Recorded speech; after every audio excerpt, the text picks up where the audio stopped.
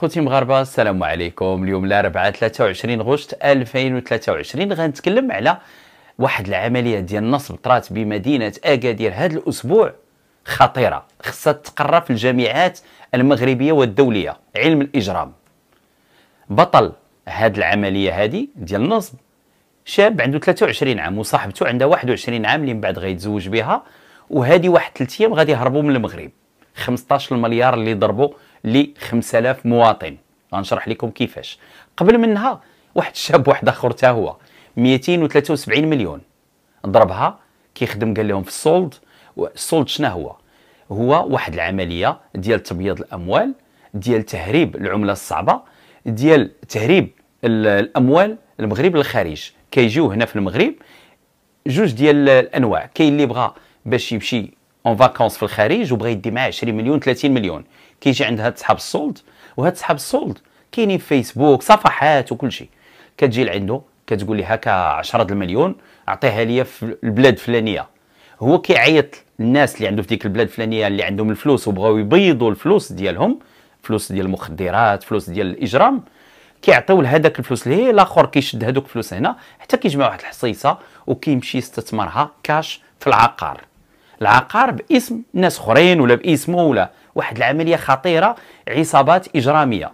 وكاينين الناس اللي رجال اعمال كيبغي يشري السلعه مثلا في الصين ولا في شي بلاد واحده اخرى، وباش يراوغ اداره الجمارك الفاكتوره مثلا خصها تكون فيها 100 مليون، كيخلص بالكاش بهذاك شي واحد اللي كيدير هذا التداول اللي كيعطيه الفلوس في الخارج، كيخلص بالكاش وكيجيب فاكتوره مثلا فيها 50 مليون باش هنا تنقص ليه الديوانه.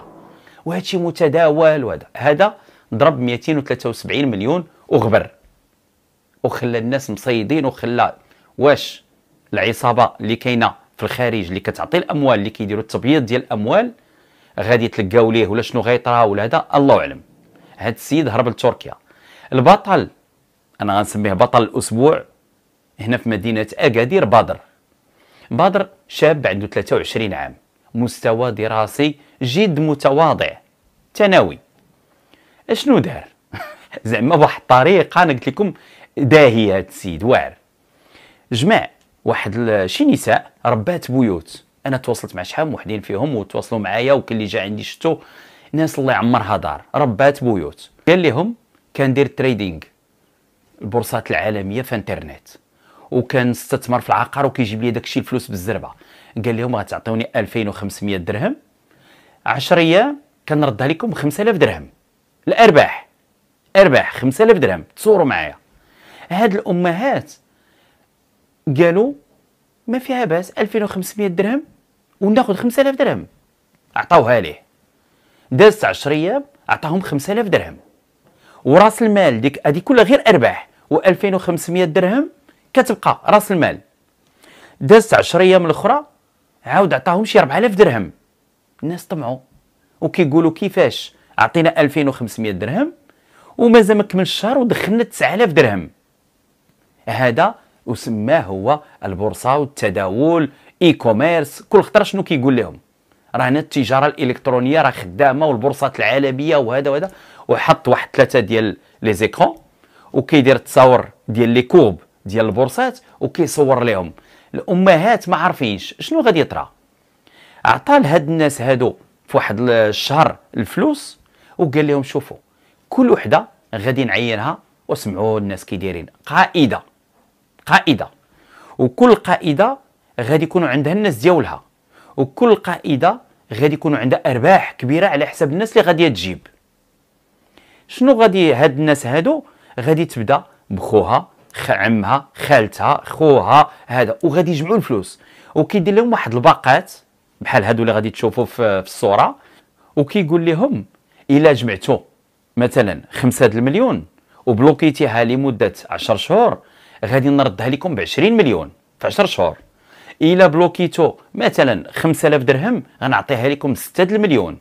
الا بلوكيتي وبدا كيدير الباقات هو الراس وكيصاوبهم، واغلاط في الكتاب الاستثمار هذا كلشي اغلاط، وكيعطيهم وكيقول لهم القائدات. هذوك القائدات كيف تيتسماو؟ صاوب لهم واحد لي تيشيرت لي بولو ومكتوبه هنا بليونير على حساب واحد الشركه، وبدا هاد الشاب هذا 23 سنه كرا واحد التوارق بالشيفور اخر موديل، كرا فيلا موبلي، وكرا مقر الشركه، وكيقول لهم غنكريو هنا في صنابا وغنديروا وبين لهم الرفاهيه والفلوس، والعيالات طمعوا.